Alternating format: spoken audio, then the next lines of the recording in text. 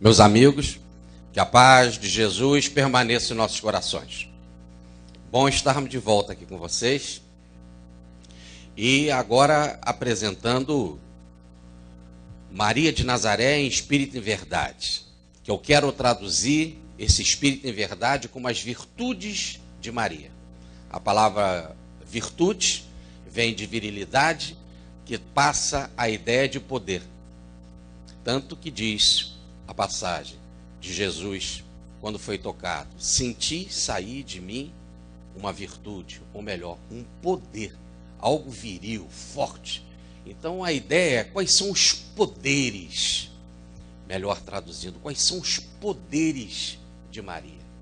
E assim ficamos a cavaleiro de apresentar esse tema, extremamente coerente com a obra de Rustem, porque os 4 evangelhos de Rustem colocam Maria na sua verdadeira dignidade. E a apresenta Maria com a estatura espiritual devida, sem excessos, sem exageros, mas também sem ironias e desprezos. Maria em Rustem está na sua verdadeira estatura, na sua verdadeira dignidade. Vejamos. Aqui nós temos a cidade de Éfeso, na Turquia, numa rua extremamente importante da época do Império Romano, com tantas construções abençoadas. E ali nós encontramos, nas calçadas e muitos lugares, a marca do peixe, a marca que representava os cristãos. E que se eles seguissem determinada direção, eles chegariam até um local onde teria uma reunião de cristãos. Por exemplo, bem no final dessa rua, nós temos a igreja mais antiga dedicada à Virgem. Bem ao contrário, indo na nossa posição da figura para a direita, nós encontramos uma igreja dedicada a João Evangelista. Inclusive, lá, reza as tradições, se encontra seus restos mortais. João Evangelista, o discípulo amado, ele nunca se desligou da Casa do Caminho, da qual ele era um dos fundadores, juntamente com Pedro e Tiago, uma das colunas. No entanto, desde muito novo, sem se desligar da Casa do Caminho em Jerusalém, ele criou a igreja cristã, ou a comunidade cristã, na cidade de Éfeso. E lá para Éfeso, ele levou a sua mãezinha Maria. Mas com as muitas idas e vindas, principalmente alimentando a Casa do Caminho em Jerusalém, a igreja em Éfeso precisava de sustentação teológica, de discurso, de palavra afiada. E João, na sua doçura, convida o apóstolo Paulo, o apóstolo da gentilidade, para incrementar o cristianismo na cidade de Éfeso. E ele vem com a sua palavra afiada, que ele dizia que a palavra de Deus é como espada, que penetra na divisão da alma, chegando ao mais profundo do ser. As suas imagens sempre apresenta Paulo com o pé para frente, porque ele é um andarilho. Ele ia sempre fundando muitas igrejas mundo afora. Mas, ao pedido de João Evangelista, ele resolveu permanecer um pouco mais na cidade de Éfeso. As marcas do peixe significa que muitas e muitas reuniões Paulo convocava a comunidade para pregar. E tal foi o seu carinho àquela comunidade, que de uma primeira vez ele ficou 3 anos ali residindo, trabalhando com as próprias mãos para manter aquela comunidade.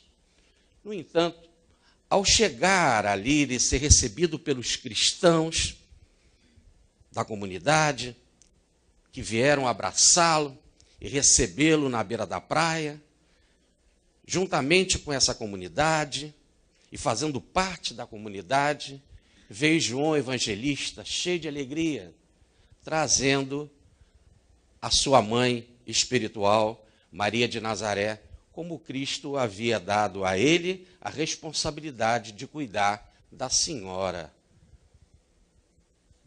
de Nazaré. E Maria se aproxima. E ali João mandou construir a casinha simples, de frente para o mar,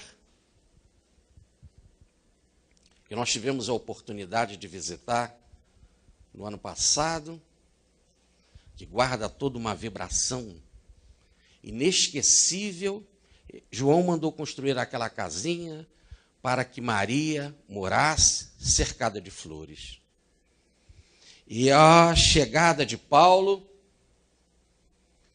ele se aproxima da senhora, beija suas mãos e diz que Maria, a mãe de Jesus, mais se assemelhava a um anjo vestido de mulher. E pediu, aquele dia, à comunidade amiga dos cristãos de Éfeso, para que fosse dado a ele o direito de passar aquela noite ao lado da senhora, para ouvir os seus relatos, as suas lembranças, as suas confissões, sobre de tudo aquilo que ela tinha e trazia no coração, sobre o seu Jesus. Principalmente nas bênçãos da revelação do anjo, na noite de Natal, na infância do menino, porque era da sua vontade escrever para os cristãos da posteridade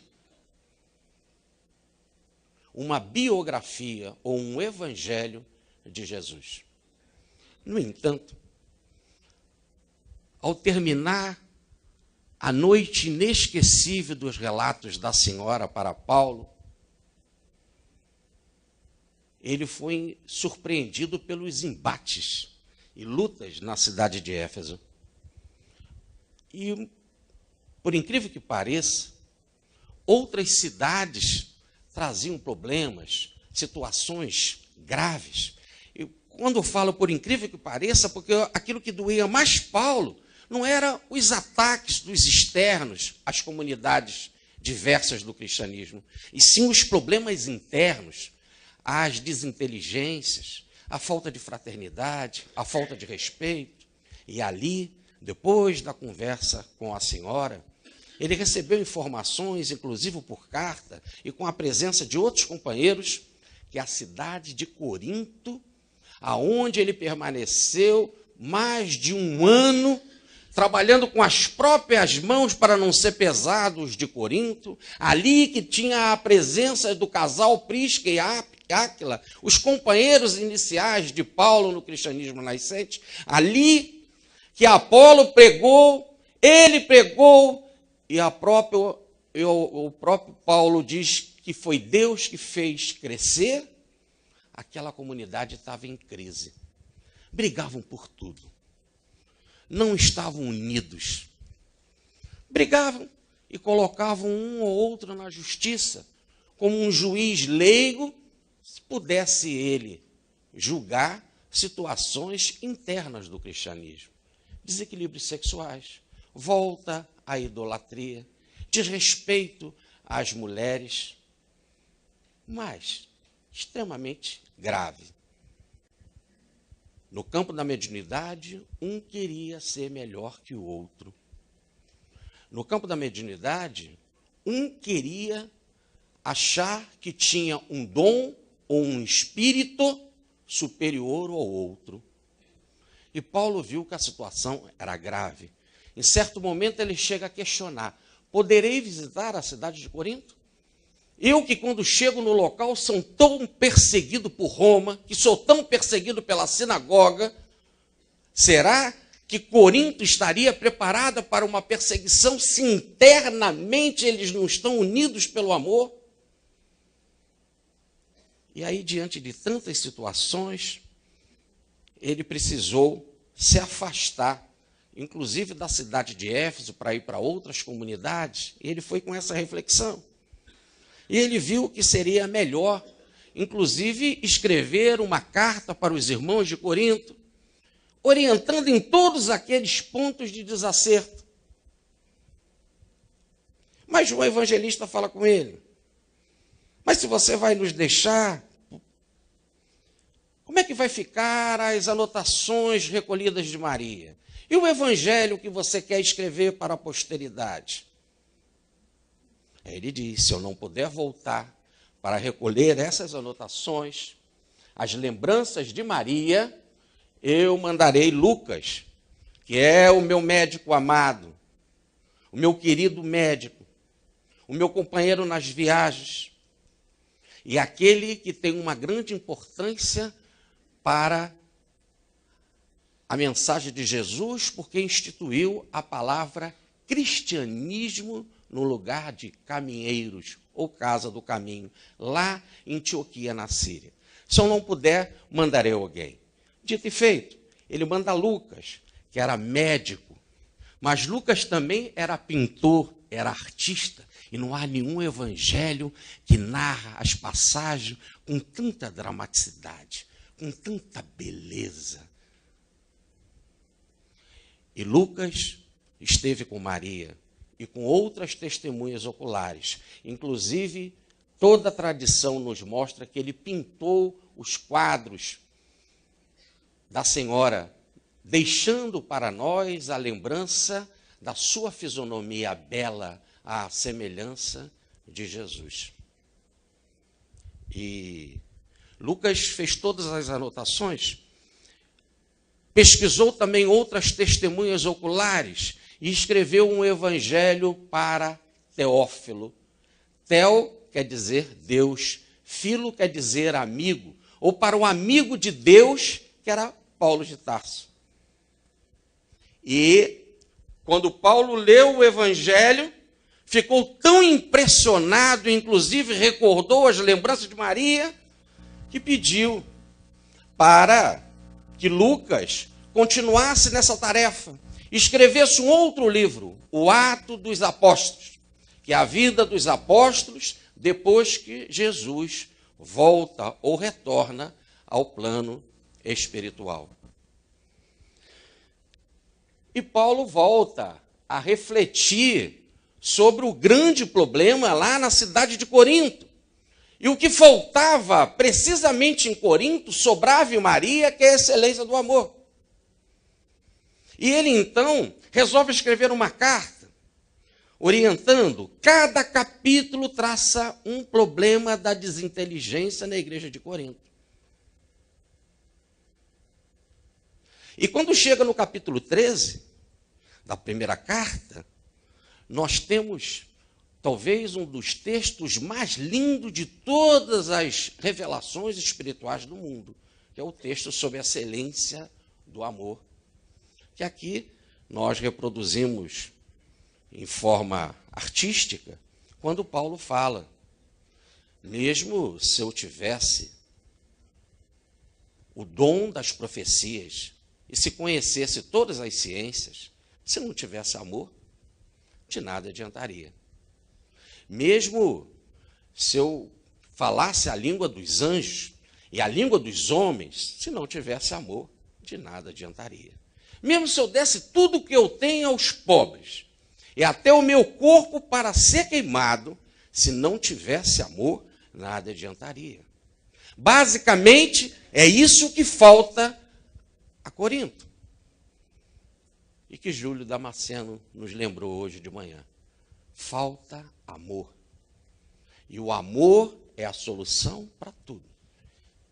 E é o único caminho que realmente nos coloca como cidadãos cósmicos, como filhos de Deus, porque cumprimos a constituição divina, que tem como único princípio para se viver em paz e ser verdadeiramente filho de Deus: amor. E assim ele começa a dizer: mas será que só uma palavra basta para essa situação tão grave entre os coríntios? E ele então leva a sua mente a Maria, e tudo aquilo que ela contou, todos os seus exemplos, a sua dignidade, e ele começa a traçar um caminho com muitas palavras precisas, olhando para a senhora, bebendo na fonte dos seus exemplos, para que pudesse despertar os irmãos de Corinto. E com essa iniciativa de Paulo, nós também podemos fazer um parâmetro para saber como nós nos encontramos hoje em dia, novos irmãos de Corinto, de volta. Como nós nos encontramos? Estamos mais ou longe do amor, mais perto ou não do amor? Paulo, inspirado em Maria, começa o seu roteiro. O amor é paciente. Maria recebe a revelação do alto que seria a mãe do Messias.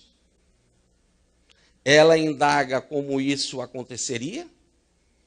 Ela era virgem e diz, mostrando que era simples, mas sabia das coisas: como se dará isso se eu não conheço o varão? E tudo foi devidamente explicado pelo enviado celeste, e ela fica grávida. Mas primeiro, por humildade, como revelaremos aos homens algo assim tão grandioso? A maior revelação de todos os tempos da história. Nunca nenhuma pessoa na humanidade recebeu algo assim tão grande. Serás a mãe do Messias. E vamos começar a empresa da salvação da humanidade. E você foi escolhida para iniciar essa tarefa. Como por humildade revelar isso e contar isso para alguém? Há necessidade de silenciar. E, além do mais, revelar adiantaria. Nós aceitaríamos. Imagina você chegar em casa do trabalho cansado, na sua carpintaria. No seu trabalho cansado, numa empresa de transporte. No seu trabalho cansado, numa empresa de serviço público. Num trabalho cansado de limpeza das ruas. E ao chegar em casa, você recebe a notícia dos lábios da sua noiva: estou grávida e de um Espírito Santo. Quem acreditaria?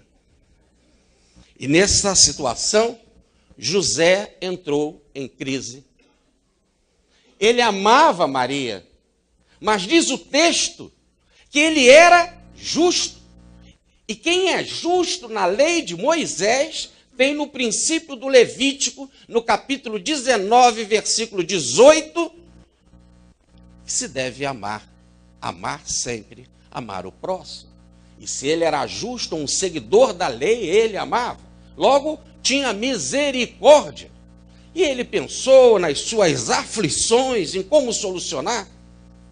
E assim, nas suas lutas mentais, ele resolveu quase que assumir naquilo que se podia pensar na mente da humanidade: o crime.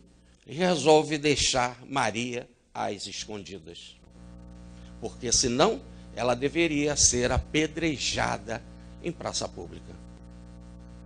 Mas, diz o texto, logo que vem esses pensamentos, num fenômeno de manifestação onírica ou através do sonho, numa revelação precisa, o mesmo anjo aparece e aponta: receba Maria em casa. Mas ela está grávida de um espírito que é santo. E mais, coloque o nome dele de Jesus, porque ele será, como o próprio nome diz, o Salvador da humanidade. E como fala lá o texto, ele era justo e obediente, seguiu ipsis literis e recebeu Maria em casa. Mas por que o amor é paciente? como revelar, diante das angústias que ela via nos olhos do seu José. Mas a revelação era do alto, e ela confiava no alto. Afinal, ela era cheia de graça, cheia da manifestação de Deus. E se a revelação era do alto, cabia o alto solucionar. E só quem confia no alto, só quem confia na espiritualidade, só quem confia em Deus é suficientemente forte para ser paciente e aguardar no seu devido lugar a solução que o próprio alto vai proceder. Continua Paulo inspirado em Maria para os irmãos de Corinto. E Chico Xavier nos lembra que a palavra abalizada de Emmanuel é a seguinte: e projetando ele isto, eis que em sonho lhe apareceu um anjo do Senhor, dizendo: José, filho de Davi, não temas receber Maria. E Emmanuel comenta: José da Galileia foi um homem tão profundamente espiritual que em seu vulto sublime escapa às análises limitadas de quem não pode prescindir do material humano para um serviço de definições. Por isso que Maria silenciou, foi paciente. Já pensaste, diz Emmanuel, no cristianismo sem José? Continua o mentor. Quando se fala excessivamente em falência das criaturas, recordemos que houve um tempo em que Maria e o Cristo foram confiados pelas forças divinas a um homem, e o seu nome, José. E nos lembra Chico Xavier, que o que se passa é que José tinha uma mediunidade, mas usava a sua mediunidade com obediência. Diz Chico, tudo se baseia, veja bem, na comunicação do visível com o invisível. O que é a revelação do anjo a Gabriel? De que modo José da Galileia se decidiu a aceitar Maria como esposa, se não através do sobrenatural, se não através da mediunidade, se não através da revelação do anjo? Assim, o amor é paciente, e só é paciente porque confia, e o alto sabe solucionar todas as nossas dificuldades para aqueles que estão sintonizados com o alto. Continua Paulo, inspirado em Maria. O amor é prestativo. O que o amor quer é fazer o bem. O amor só se sente realizado quando está prestando um serviço. E o anjo apareceu para ela. Ave Maria, salve Maria, cheia de graças. A graça na filosofia de Paulo, e Lucas seguia o pensamento de Paulo, é a manifestação do Espírito de Deus. Então, ave, salve Maria, tu és cheia de Deus. Serás a mãe do Messias. Revelação extraordinária, a maior de todas. E ao mesmo tempo, no final da revelação, algo comum do dia a dia. A sua parente Isabel está grávida há 6 meses. Isabel está grávida há 6 meses. Mas Fernanda, Augusta, Luísa estão grávidas.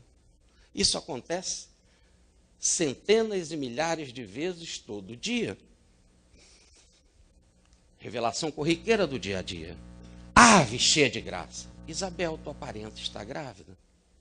E diz o texto que diante de revelação assim, mesmo sabendo ela que seria a escolhida para a mãe do Messias, diz o texto, e Maria, levantando-se com pressa, foi para as montanhas de Judá, e lá ficou até o menino João Batista nascer. O amor tem pressa de ajudar. Minha parenta está grávida. Subo as montanhas, vou ajudar, e quando eu começo a ajudar, não quero terminar e cuidar sempre até quando for necessário. Diz Paulo para os irmãos de Corinto, o amor é assim, o amor é benigno, o amor é prestativo. Continua ele inspirado em Maria.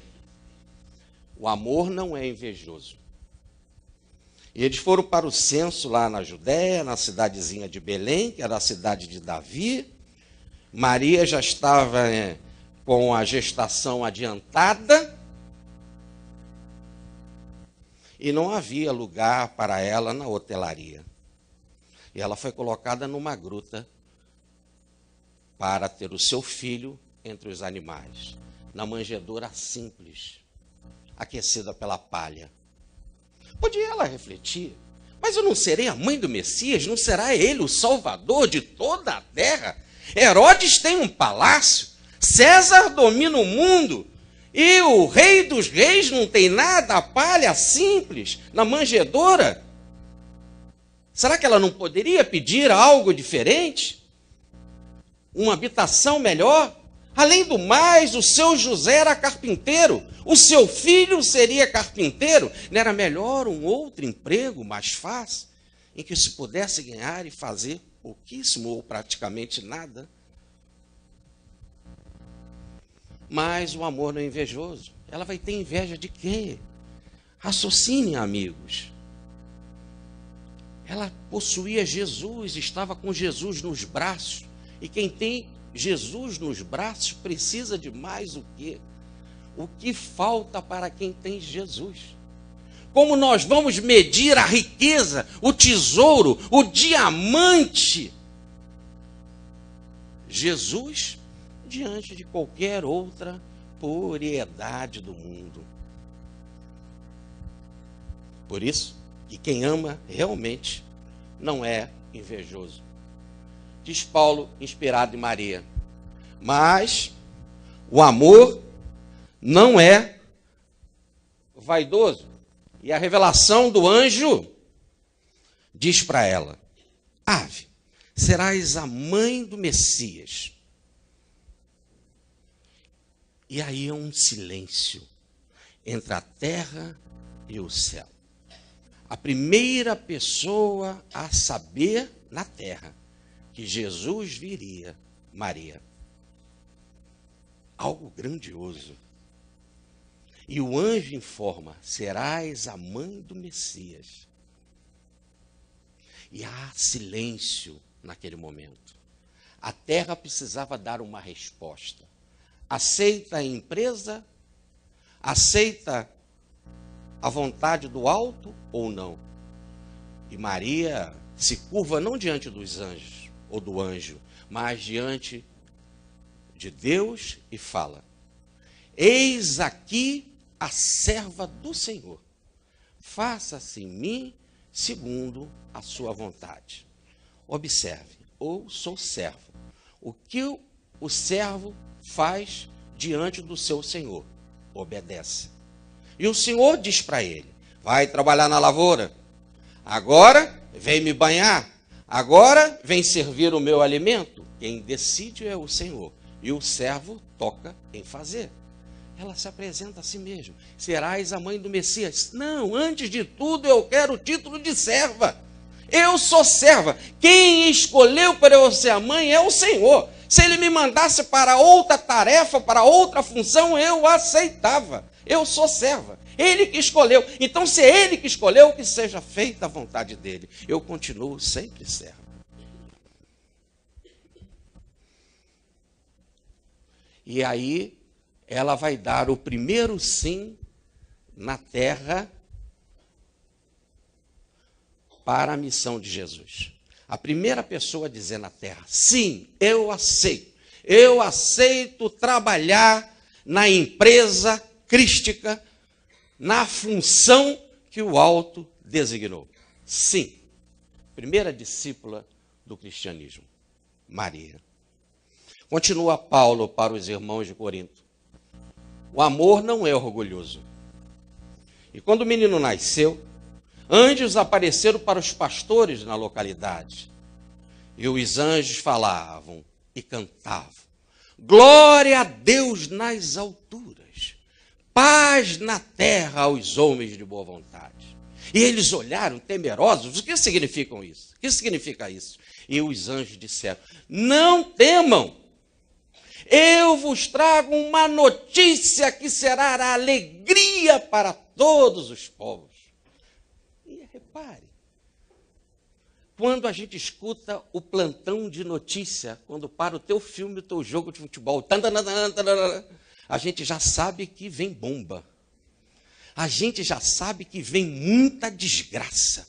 A gente já sabe que vem muita coisa feia e ruim.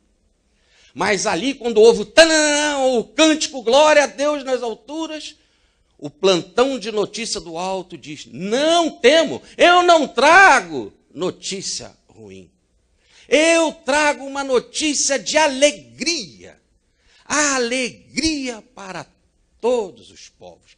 Vão à gruta, em Belém, e lá encontrarão um menino envolto em faixas, do lado de sua mãe e de seu pai. E foram lá e contaram para a senhora e para José, e diz o texto, e a gente lê apressadamente e não observa, que Maria ouvia e guardava tudo em seu coração, para refletir, para meditar. As revelações do alto não são em vão. Eu não sou orgulhosa, eu quero meditar e sempre aprender lá no coração com o que o alto tem para dizer. Depois, cerca de 2 anos depois, vieram os magos. Eram sábios, vieram do Oriente, guiados por uma estrela, trouxeram presentes, ouro, incenso, mirra. Contaram para a senhora da estrela que se movimentava na estrada, inclusive indicando para eles, parando no alto da casa onde já se encontrava agora o menino. E diz o texto que Maria ouvia e guardava tudo em seu coração para refletir, para meditar, para fermentar, para levedar o novo conhecimento, porque o amor não é orgulhoso. Continua Paulo para os irmãos de Corinto, inspirado em Maria. O amor nada faz de inconveniente. Extraordinário, né? O amor não se comporta mal. Quem ama sabe ter postura, sabe o proceder. E aqui é um caso clássico. Jesus pregava para um grupo de pessoas e a casa em que ele se encontrava na Galileia estava lotada. Mas, muito mais do que o público aflito, estavam os orgulhosos, escribas, fariseus, saduceus, os principais da localidade. E 4 homens carregam um paralítico numa cama. E era tanta gente em volta do mestre na casa em que ele se encontrava, que não tinham passagem. Entrou-se então com um paralítico pelo telhado. E Jesus vai dizer, diante de todo aquele esforço, os teus pecados estão salvos, limpos, curados, libertos. E as autoridades, num zum mental, num zum de críticas maliciosas, vão pensar assim no coração. Ora, como ele diz, os seus pecados estão perdoados se o homem continua deitado no leito com as demonstrações externas da paralisia? E diz o texto que Jesus, lendo no coração deles, nada lhe era oculto, e Jesus, lendo no coração deles, vai dizer, por que pensais mal assim em vossos corações? O que é mais fácil dizer? Os seus pecados estão perdoados, ou levanta, pega o teu leito e vai para casa. Então, sendo assim, levanta, pega o teu leito e vai para casa. E o homem se levantou, pegou o leito e foi para casa. Mas e sobre Maria? Diz a passagem do Evangelho que ela estava lá fora, com os chamados irmãos de Jesus, os seus primos, a esperar Jesus. Inclusive mandou um recado. E o mestre recebeu esse recado. A sua mãe, com os seus parentes, estão lá fora te aguardando. O amor não se porta inconvenientemente. Ela podia pedir licença à multidão, ou nem pedir licença, e logo aos toques, dizendo, saia da frente, deixa eu passar. Eu sou a mãe, eu falo com ele, não te cura, hein? Porque nós estamos cheios dos donos dos médios, os donos dos profetas, os donos das autoridades, inclusive dos políticos. que fica aquele grupo de barreira, numa verdadeira barreira impedindo o acesso. E a informação, tua mãe está lá fora, te aguardando. Mas por que lá fora? Porque quem sofria, quem estava em angústia, quem estava em desespero, quem não entendia nada de espiritualidade e não sabia se comportar, eram as autoridades, os fariseus, os escribas, os hipócritas, que pensavam mal no coração com relação à vida, às atitudes, à mensagem de Jesus. Eram eles que tinham prioridade. Jesus veio para curar os enfermos. Jesus veio para transformar os corações endurecidos. Por isso que eles tinham prioridade. Estou lá fora te esperando. Quando puder, quando houver tempo, se houver tempo, queria ter um papinho contigo, meu filho. O amor não faz nada de inconveniente, ou sabe se portar muito bem. Continua Paulo, inspirado em Maria. O amor não busca o seu interesse. O amor não faz nada para si mesmo. A alegria do amor está em se dividir com todos. E era uma festa de casamento em Caná da Galileia. E nessa festa de casamento, que durava uma semana, diz o texto, Maria foi convidada lá em Caná. E Jesus sobe também com alguns dos seus discípulos. E a festa já ia avançando.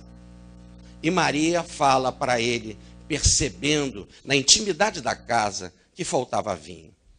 E ela se aproxima e diz, meu filho, não há vinho. Ou em outras palavras, não tem vinho, faça alguma coisa, meu filho. E Jesus vai dizer, mulher, o que importa isso a mim e a ti? E nós somos muito apressados, né?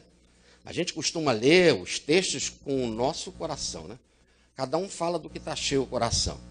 E a gente costuma dizer assim, olha, tá vendo? Olha como Jesus é com a sua mãe. Olha como ele fala com ela. Olha como que ele é arrogante. Olha como ele é duro com Maria. Como é que Jesus vai ser assim? Ele não é assim com ninguém, vai ser assim com Maria. Mas, observe. Tudo depende de como está a postura de acesso do coração. Um pai, certa vez, chegou diante da mãe e disse assim, olha só como seu filho é, olha como é que ele está folgado, esse menino, mandou uma carta para mim, olha o que ele diz assim. E quase sempre quando a gente não gosta, é filho dela, né? Pai, manda dinheiro. A mãe falou, meu filho escreveu isso, deixa eu ver, me dá a carta aqui. E leu a mesma mensagem. Pai, manda dinheiro. Para quem não quer dar dinheiro, né? E para quem quer atender o filho. Então, simplesmente Jesus indaga, o que importa isso a mim a ti? Falta de vinho tem alguma coisa a ver com o espírito puro como Jesus? Falta de vinho tem alguma coisa a ver com o espírito superior como Maria? E ela vai responder com atos. E o amor, nós vimos na palestra inicial, o amor se prova na vivência. Ela vai chegar para os servos e vai dizer, fazei tudo quanto ele vos mandar. Lindo, né? É um evangelho a frase de Maria. Fazei tudo quanto ele vos mandar. E ali haviam as talhas do templo, e eram 6 talhas, que pegando as medidas do texto grego, 36 metretas, e convertendo para aqui, daria cerca de 720 litros, mais ou menos. E Jesus transforma a água em vinho, manda levar o mordomo prova e diz que nunca se bebeu vinho assim em Israel, porque é sempre diferente, sempre se serve primeiro o bom vinho, para no final da festa servir o mau vinho. Ali era o contrário.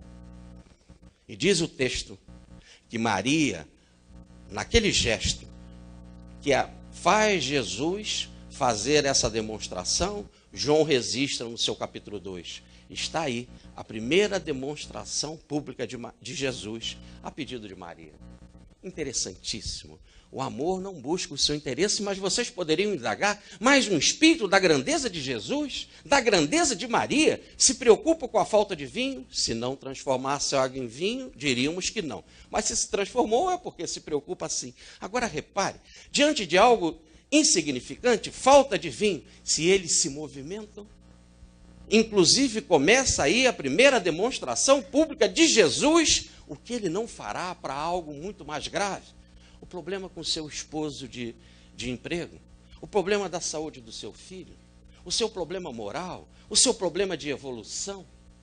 O que eles não movimentarão a nosso benefício. O movimento é tal que Jesus chega a dizer: eu não vos deixarei órfãos, nunca estarei convosco sempre.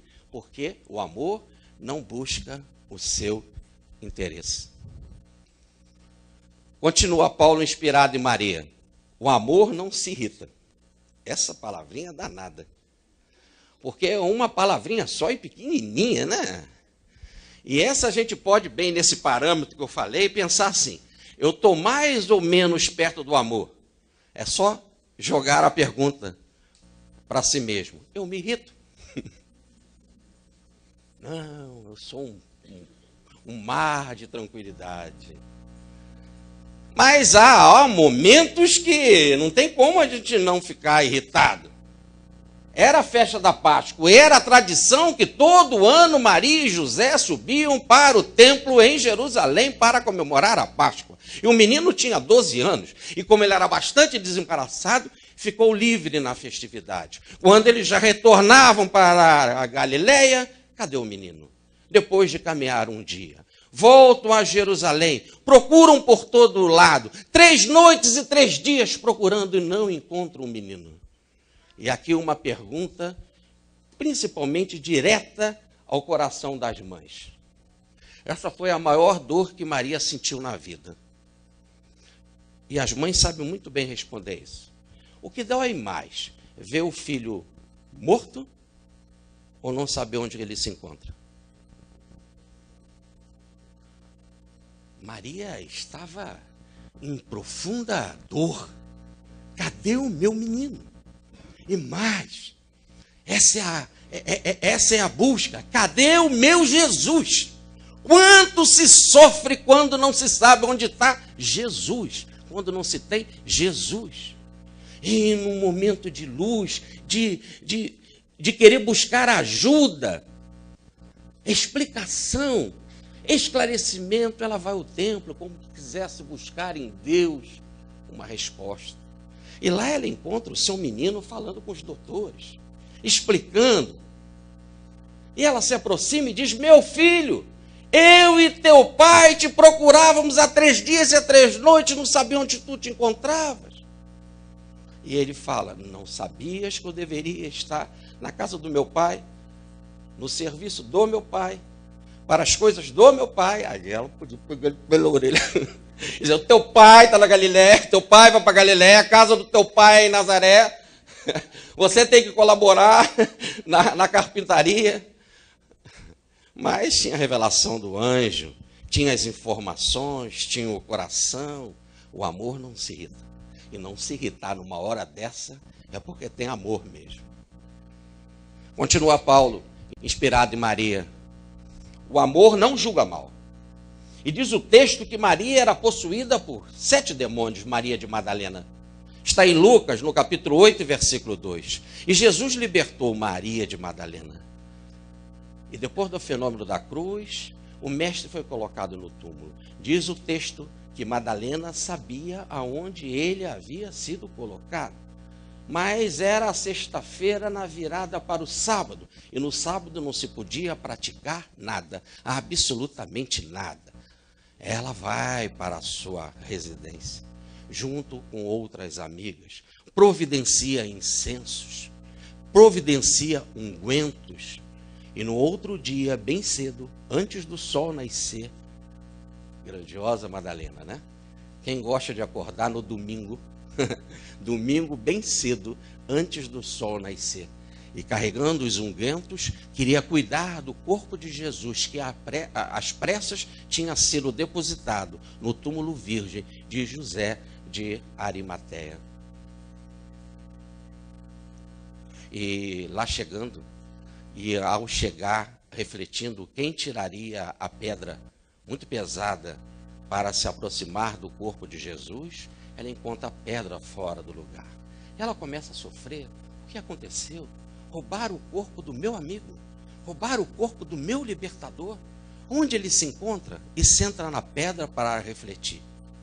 E de repente, aquela voz, a sua voz, a voz inesquecível, a voz que quando se escuta nunca mais se esquece. Maria. Ela vira, era ele. O túmulo não foi suficientemente grande e forte para prendê-lo. Era ele. Ela queria abraçá-lo. Ela queria, mais uma vez, beijar os seus pés. Ela queria ficar com ele, mas ele dá um passo atrás e diz: mulher, não me toques. E a gente costuma rapidamente dizer: não me toques, porque eu ainda não estou materializado. Como se o Senhor da terra, construtor do planeta, não pudesse fazer isso imediatamente.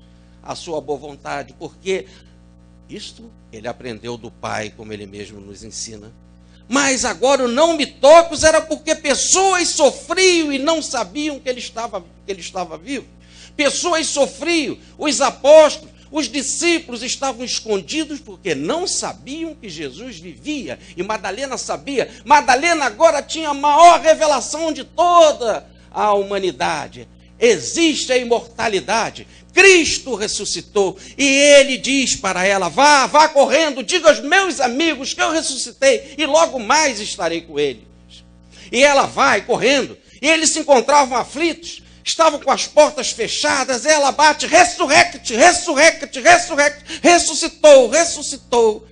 Abrem a porta e ela diz: Jesus ressuscitou e apareceu para mim. E uma voz ecoa no fundo da sala: mas apareceu para você? Logo para você, que foi como uma chuva de desespero, o ambiente é tomado. Mas ela diz: acreditando ou não, ele ressuscitou e apareceu para mim.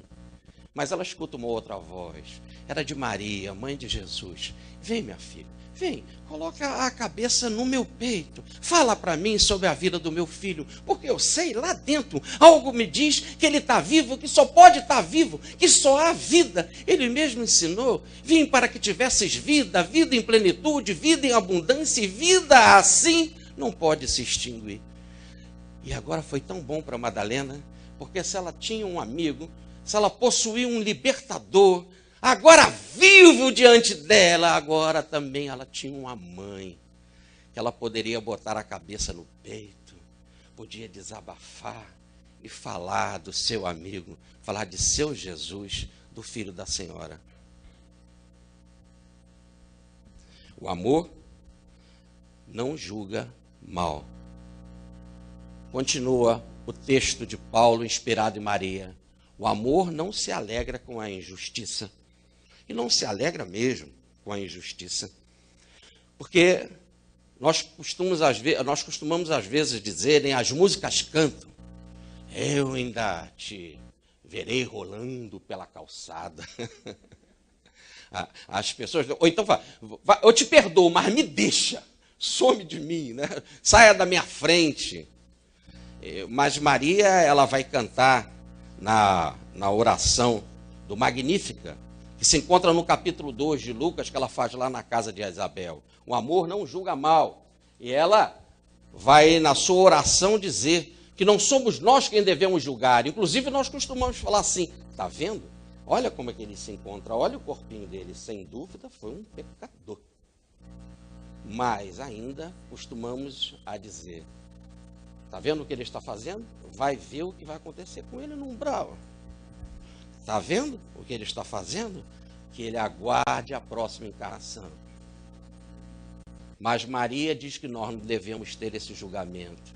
Não devemos mesmo julgar. Aliás, o mestre já falou: você está muito preocupado com o cisco no olho do outro e não vê a trave no teu? Tira primeiro a trave do teu olho. E ela vai dizer que todos esses movimentos que quase sempre se fazem pela reencarnação, eleva os humildes e baixa os poderosos do trono, é fruto da lei de causa e efeito. É Deus quem faz. E tudo tem que ser entregue nas mãos de Deus. A nós só cabe dizer: perdoa, vai e segue. Porque não devemos julgar. É Deus que, na sua lei de infinita sabedoria, que num trabalho de pedagogia perfeita, sabe chegar a atuar para curar. Diz Paulo, o amor não julga mal. Mas o que o amor faz, então? O amor se alega com a verdade. Ah, sim. Diante da verdade há um motivo de muita alegria. E ela foi à casa de Isabel, porque o anjo disse que Isabel estava grávida há 6 meses. E ao chegar lá, a criança treme no ventre. E Isabel, tomada pelo dom mediúnico do próprio João, que ela estava materializando fisicamente, tomada, eleva a voz e diz: quem sou eu para receber em minha casa a mãe do nosso Salvador? Bem-aventurada é tu entre todas as mulheres. Mas a revelação de Isabel era a mesma revelação que o anjo tinha dito a ela em sua residência em Nazaré. A mesma revelação que o anjo havia lembrado a José no sonho na Galileia. Agora estava diante da mesma verdade. A mesma verdade por médios diferentes, em lugares diferentes. Ela seria mãe do Messias. E esse, nada mais do que o critério da universalidade espiritual ensinada por Allan Kardec. Médios diferentes e lugares diferentes recebem uma mensagem com o mesmo princípio. E por isso ela se alegra. Ela se alegra porque estava incontestavelmente diante da verdade. Mas um espírito de grandeza, quando se encontra com a verdade, só tem algo para fazer: agradecer, orar. E cada vez querer mais se sintonizar com o alto. Por isso que ela canta e começa assim no Magnífica. A minha alma engrandece o Senhor, e meu espírito exulta em Deus, meu Salvador. É algo tão extraordinário. A minha alma engrandece ao Senhor, e meu espírito exulta em Deus, meu Salvador, entendendo o espírito imortal e a alma com a personalidade passageira, entendendo perfeitamente o fenômeno da imortalidade das reencarnações sucessivas. Diante dessa grandeza, ela encanta os músicos através dos tempos, tantos músicos que, como Maria, nas limitações de cada um, cantam também a Magnífica. Mas, continua Paulo inspirado em Maria, o amor, tudo sofre. E como sofre? Diz o texto, e normalmente a gente lê muito rapidamente, no drama imenso da crucificação de Jesus, a gente lê rápido. Mas está lá. Maria estava em pé ao lado da cruz. Com certeza com os olhos marejados d'água. É natural. Até Jesus chorou. Menor versículo das Escrituras. João, capítulo 11, versículo 35. Mas ela, diz o texto, estava em pé ao lado da cruz. Que dignidade. Que força. Não estava reclamando contra os anjos. Os anjos lembraram que ela era a mãe do Messias. Não estava atacando ao Senhor, que ela dizia que era serva na missão de mãe. Não estava atacando os judeus, nem a multidão. Não estava atacando Roma, nem as suas autoridades. Mas diz o texto que ela estava em pé ao lado da cruz. E agora, mais uma vez, uma pergunta, principalmente aos corações de mãe. Quem sofria mais? Cristo ou Maria? Mais ainda, pergunte uma mãe, o que dói mais? Ver o filho doentinho ou estar do lado dele providenciando o remédio? Quem sofre mais? Sim, porque se o Cristo estava crucificado no madeiro infame, Maria estava crucificada no coração, mas em pé. A mulher sabe sofrer, a mulher tem muito mais dignidade do que o homem, mas Maria era excepcional. Ela estava em pé do lado da cruz. E foi algo tão grande, tão glorioso, que Jesus quis compartilhar esta mãe com toda a humanidade. E aí é um verdadeiro escândalo, podemos dizer, na história da humanidade, o que ele fez. Doar a mãe. A gente faz tudo, doar a mãe. Mas ele também não deixou de ser filho. Ele simplesmente diz a João: ela é grande demais.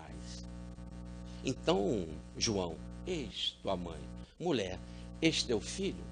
João ali representa a humanidade. E Maria agora ganhou um título muito maior do que aquele dado pelo anjo. Ave, tu és cheia de graça. Agora o título dado pelo seu filho, mãe universal da cristandade. Tu não serás só a mãe de João, tu mereces ser a mãe de todos. O que tu fez, a tua grandeza de carregar a cruz no coração e ficar em pé. Tu és a mãe universal da cristandade. O amor tudo sofre, diz Paulo, inspirado em Maria. Mas também o amor tudo suporta. E quanta ironia no caminho do Calvário. Quanta coisa que ela viu. Chicotadas, debochadas, deboches, cusparadas no seu filho. Ironias para ela, lá vai ela, é a mãe dele, é a mãe dele. E riam. Dizem que ela, coisas que nem convém lembrar. Mas o amor tudo suporta, e como suporta? E suporta tanto que ela pediu ao seu filho, e foi concedido a ela, diante da sua grandeza, realizar por toda a terra, e entre toda a terra, inclusive aqui entre nós, um hospital Maria de Nazaré, para receber esses que são irônicos, esses que desprezam, esses que estão no vale de lágrimas, que mais do que o ato voluntário do suicídio, estão completamente se suicidando perante Deus, porque estão constantemente desprezando com deboche as bênçãos, os presentes, as alegrias que o alto vem anunciar e trazer para nós. O amor tudo suporta. E quanto mais sofre, mais suporta. E quanto mais é desprezado, mais suporta. Continua Paulo, inspirado em Maria. O amor tudo crê.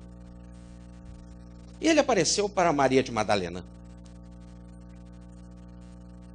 para mostrar que tinha vida, vida, vida. Depois apareceu para as mulheres chorosas de Jerusalém. Depois apareceu para Pedro, para Tiago, e apareceu para os discípulos na estrada de Emaús. E depois apareceu para a sua comunidade apostolar. Ali não se encontrava Tomé, e Tomé disse: não acredito, só acredito vendo as suas chagas e colocando ali o meu dedo na chaga do lado. E uma semana depois ele volta a aparecer, agora estava Tomé, e ele diz: paz seja convosco. Tomé diz: meu Deus, o que eu falei? Ele diz: vem Tomé, vede. Lucas capítulo 24, versículo 39, vede Tomé. Um fantasma não tem carne e ossos como vede que eu tenho. Coloca a sua mão aqui e vê. E Tomé: meu Deus, o que eu falei? E ele: tem algo para comer? E pegou peixe, pão e mel, e comeu com todos. Depois voltou a fazer uma chamada pesca milagrosa, que precisou se pedir a ajuda de um outro barco, e pregou para eles no Tiberíades, pedindo para Pedro: Pedro, apacentai o meu rebanho, ide alimentai a todos com a minha mensagem, te quero pescador de homens, Pedro. E depois falam os textos, eram mais de 500 que viram Jesus subir no fenômeno da ascensão. Em nenhum momento das Escrituras, em nenhum momento é dito que ele apareceu para Maria. O amor tudo crê. Aparecer porque se ele estava sempre com ela, que mais do que vivo entre os homens, ele se encontrava vivo, plenamente vivo no seu coração. E adiantando a Paulo, o Paulo da gentilidade, ela já podia dizer: já não sou eu mais que vivo, é ele, vivo, vivo em meu coração. O amor tudo crê, e como acredita, está sempre com a vida. Continua Paulo, inspirado em Maria. O amor tudo espera. E o mestre começou a sua vida de pregação após os 30 anos, como diz-nos o evangelista Lucas. E Maria queria estar com seu Jesus. Ouvia que ele falava as parábolas, as 41 belas parábolas, como se encontram em Mateus, Marcos e Lucas. Ela ouviu sobre o Sermão do Monte. Ela ouviu sobre muitas curas. Era tanta gente, diz o texto, que ele passava e a sua sombra curava a todos. Ela queria estar ali, mas os chamados parentes de Jesus não acreditavam nele, não gostavam dele, não tinham fé nele. Aliás, chamavam de louco e queriam vê-lo morto. E por isso era necessário esperar. E ela ficou em casa com eles, para ser ela o exemplo do seu filho, para que no coração dela eles pudessem também ser gerados para a mensagem do seu filho. E valeu a pena esperar, porque no chamado dia de Pentecostes, quando todos se encontravam reunidos na casa do caminho, e as mensagens luminosas começaram a descer do alto, diz o texto que ali se encontrava Pedro, João, Tiago e assim sucessivamente. E no final, Maria e os parentes de Jesus. Valeu a pena. Agora, com Maria, eles estavam na comunidade do seu filho. O amor tudo espera. Mas agora o seu filho havia partido pelo fenômeno da ressurreição para a casa do Pai. E ela pensou que a sua missão estava cumprida. E ela disse: meu filho, quero agora seguir contigo. Mas o amor tudo espera. Ele diz: minha mãe, convém esperar. Como implantaremos na terra o serviço da caridade, o amor desprendido sem um coração de mãe, um coração como o teu? Ah, minha mãe, espera, fica entre eles precisam do teu amor. E Maria, na casinha de Éfeso, recebia os transuintes, os que passavam aflitos, cansados, com caldo quente, com água refrescante, pesava as suas feridas e mais, falava com tanta graça, com tanto carinho do seu filho, e como aqueles transeuntes ficavam aliviados. O tempo passou, os seus cabelos ficaram brancos, e agora o seu filho chega até ela e diz: mãe, olha, é da vontade do meu pai que tu agora venhas comigo e repouse nos meus braços. Vê, minha mãe, tu não podes morrer nunca, nunca poderás morrer. Vem, transpõe o limiar da vida e desvenda os mistérios, porque tu foste escolhida para também ser a rainha dos anjos. Ela diz: meu filho, convém esperar, o amor tudo espera. Eu sei que muitos seguidores teus estão pelas arenas do mundo, sofrendo, desesperados, sendo martirizados, trucidados nas cruzes, queimados, atacados por feras. Ah, meu filho, quero estar com eles, espera. Quero visitá-los, levar algo de conforto, algo inesquecível, que possa dar aquela coragem, mas uma coragem de dignidade, a coragem do cristão para eles suportarem essas dores. E a caravana de luz partiu, e chegando numa arena em que muitos iam ser trucidados, ela desce ao calabouço, se aproxima de Joana de Guza, e diz aos seus ouvidos: minha filha, canta, que quem canta tem força para suportar as dores da vida. Canta, porque quem canta se eleva. E inspira ela: canta sim. Ave Cristo, aqueles que vão morrer te saúdam. E a partir daquele momento, toda a cristandade começou a cantar os hinos abençoados, desde as lembranças do Magnífica. Agora entravam na arena em vibrações inesquecíveis. Ave Cristo, aqueles que vão morrer te saúdam. E a caravana foi para o alto, em busca da nova missão da Senhora, também ser a rainha dos anjos. Por fim, diz Paulo, inspirado em Maria: o amor jamais acaba. E reparem, queridos amigos, desse 10º Congresso de Rustém. Vejam bem, sinceramente, faça uma reflexão na alma, lá dentro. Vê se o amor acaba. Vê se é possível ele acabar. Olha as bênçãos que a gente recebe. Olha o banquete para qual nós somos convidados.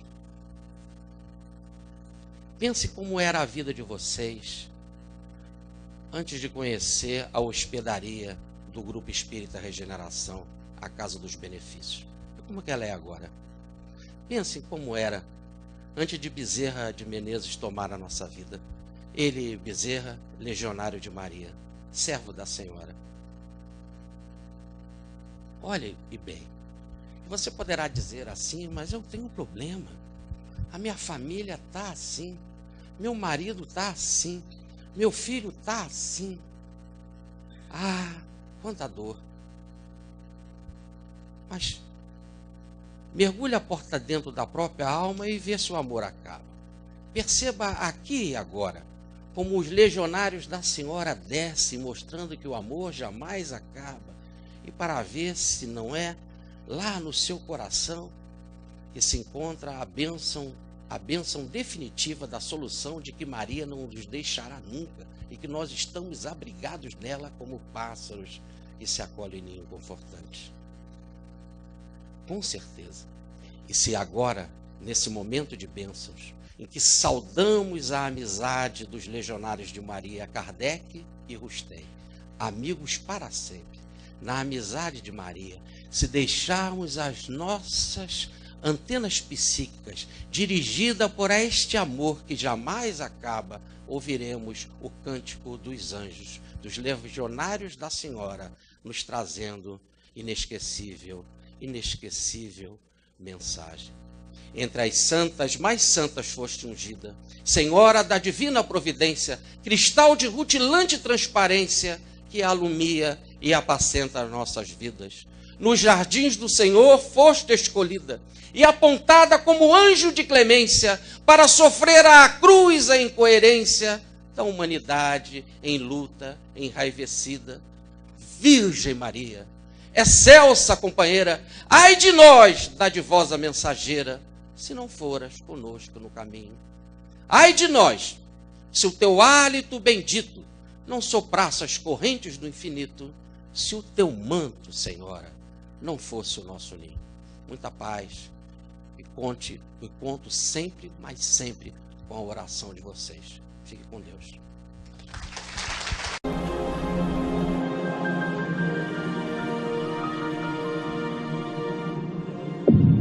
IBS, Instituto Brasileiro de Benemerência e Integração do Ser. www.ibis.org